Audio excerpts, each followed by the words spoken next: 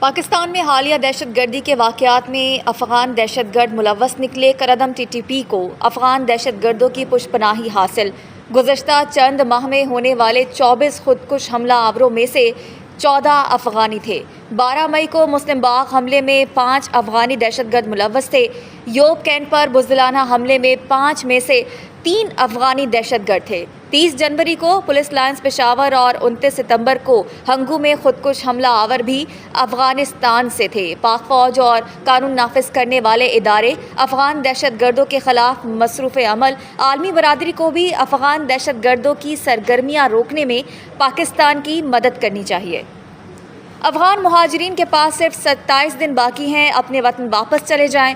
کوئی پاکستانی یہ اجازت نہیں دے گا کہ جسے ہم نے عزت دی وہ ملک دشمنی کرے۔ 27 دن بعد افغان مہاجرین نہیں گئے تو سخت کارروائی کی جائے گی۔